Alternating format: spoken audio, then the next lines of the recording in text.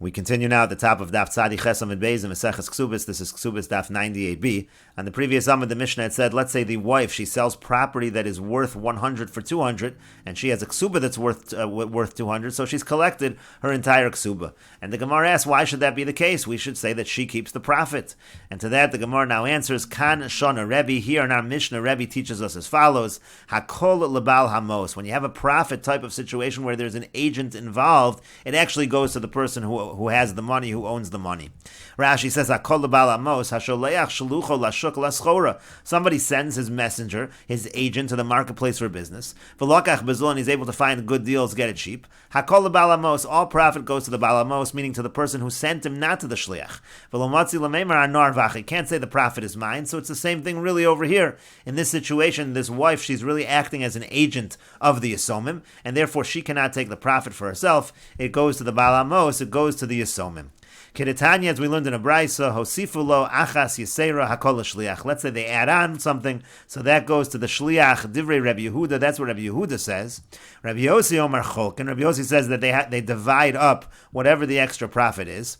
And the Gemara says, Vatanya, but then we learn in a brayso, Rabbi Yossi Omer, Hakol bal hamos. Then on the contrary, Rabbi Yossi doesn't say they divide it. Rabbi Yossi says it all goes to the bal hamos. And so to that, the Gemara says, Omar Rami Bar Chama answers, Lo kasha is not difficult. Kan bedover sheyesh lo kitzva. In one case, we're talking about when it is something that is a set value. Kan bedover she'en lo kitzva. In the other situation, we're talking about a situation where the amount that was extra is not a set value.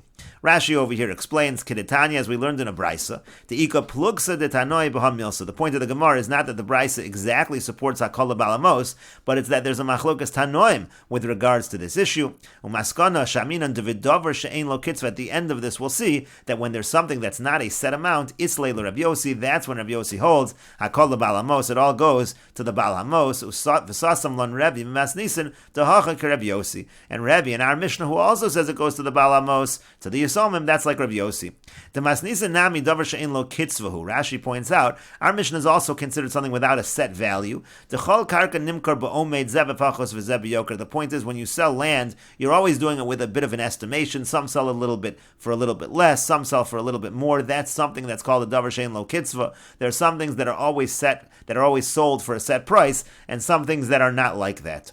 Hosifalo achas yisera b'tosefta demai. This is in the Tosefta and Demai. So again, there was something that was added. So sheyesh lo kitzva. So if it's something that was added in a set amount, could go in kitnias hanimkar bechanus b'mida. So for example, let's say you have a situation where you're selling kitnias, you're selling legumes in a store by a certain measurement. Mole kli b'pruta. You're saying if it fills this kli, it's a pruta. So im hosifu achas yisera. So then again, like the Tosefta says, let's say one was added. So cholkin. So in that situation, you're going to say that they divided in that situation, meaning between the shliach and between the person and the mishaleach, the one who sent him. The matana havoy yeshlomar l'shliach nosna, because over there that's just like a gift. The person selling gave a little extra, so it could be he gave it to the shliach. Yeshlomar lebal hamos nosna, and it could be he gave it to the bal hamos. We don't know exactly who the extra was for. The seller just threw in a little extra. Was he doing it for the shliach who's right in front of him, or was he doing it for the person, for the mishaleach, the one who sent the shliach? But davar she'ein lo kitzvah. But if he throws in a little extra, but it's not clear what was extra because it's all estimated. These things like a talis, a garment, these things are sold by estimation.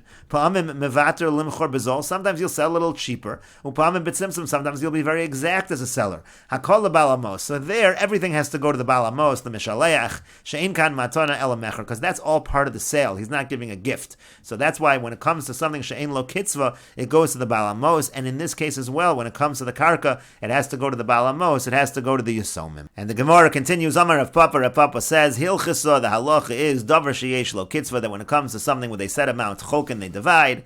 Davar she'ein lo kitzva, when it comes to something without a set amount, hakol the bal hamos, it all goes to the bal hamos, like we just said. And that's what the Gemara says, my kamashmalan. So if that's the case, what is Rav Papa teaching us? Rami Bar Chama just said that.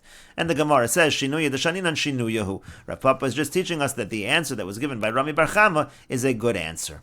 And the Gemara continues, Iboy Lahu, they had the following question. Amar le zavin li liska. Let's say a person tells a shliach, go sell for me a liska. A liska is a half a kur. V'azal v'zavin le kura. And then he goes ahead ahead and he sells an entire core. So what's the halach over there? The shliach did not do exactly what was told to him.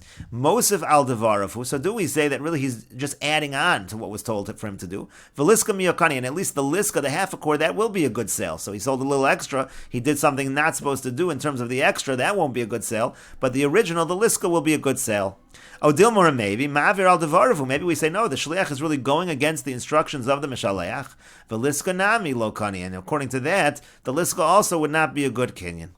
And the Gemara says, Amar Rav Yaakov min Har Pekod mishmei de Ravina. Rav Yaakov from the Har Pekod said in the name of Ravina. Tashma, come in here a proof to this question. Amar Balabayis l'shlucho tein lohen chaticha le'orchin. Let's say Balabayis says to shliach, give a little cut, give some food to the orchin, to the guests. Vu omer telu shtayim, and the shliach goes ahead and says, take 2. V'hein not lushalosh, and they end up taking 3. It turns out that all of this belongs to hektish. It's all me'ila. It's all a misuse of sanctified property. So it says over here, kulan moalu. It says they have all committed me'ila because everyone, the Balabayis said to take 1 that he wasn't supposed to do. The shliach went ahead and gave 2, so that's another one, and they took 3, so that's another one. They all did me'ila. And the Gemara says, Yamr b'shlam mosif al devar of havana. If you're going to say in this case, so the shliach is adding on to what the Balabayis said, so mishamachi Balabayis mal. That's why the Balabayis also has committed me'ila, because he committed it with the first piece, the shliach committed with the second piece, and the people who took it with the third piece. Eloi Yamr ma'avir al devar of havana. But if we say the shliach is really going against the words of the Balabayis, so then really the whole shlichus is not a shlichus. So Balabayis, amayim, why should the Balabayis have committed me'ila at all? But we learned in a Mishnah, hashliach she'asa shlichuso Balabayis mal. If the shliach does what he was told to do, then the Balabayis has committed me'ila.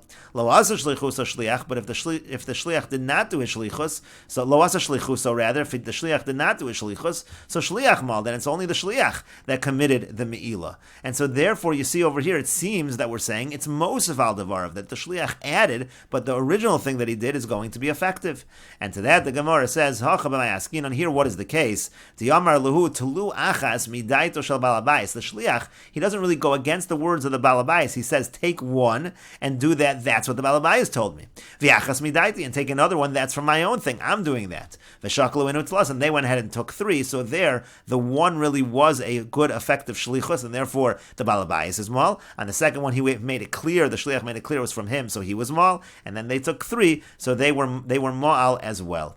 And the Gemara continues, Tashma, come in here a proof. Again, the question is, do we consider it mosif al devarav if the shliach goes beyond, or do we say the whole shlichus is no good? Haisak subasa mano machra shavim mana v'dinar b'mana. So the Mishnah said, let's say her ksuba was a mana, and she goes ahead and she sells again. She's a shliach. She's like an agent of the yisomim, and she sells something that was worth a mana and a dinar more than her ksuba is supposed to be, and she sells it for a mana. So mechra batal, the sale is no good.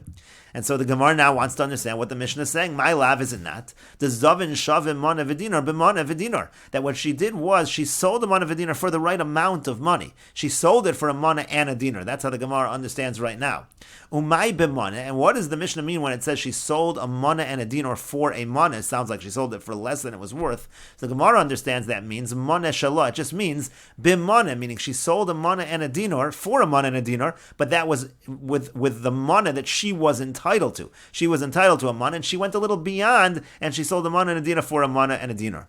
Umay afilu, and what does it mean afilu? So it means to say afilu hi omeres achzer es hadinar. It means even if she says I'm going to return the extra. In other words, she sold it for the right amount, and she says she's going to return what she sold that was extra. Liyarshim, she's going to return that to the yarshim. B'dinar mekarkoi, she's going to give them a dinar of karka, so they're going to lose nothing. They are going to get back that dinar extra of karka that she sold. And so what she really did was she just added on to what she was supposed to do, exactly our case. V'katani mechra batal, and it says over here that the entire sale is nullified. It shows you that if a shliach goes beyond the instruction, everything is nullified, not just the extra. So isn't that a proof again that the whole thing is batal?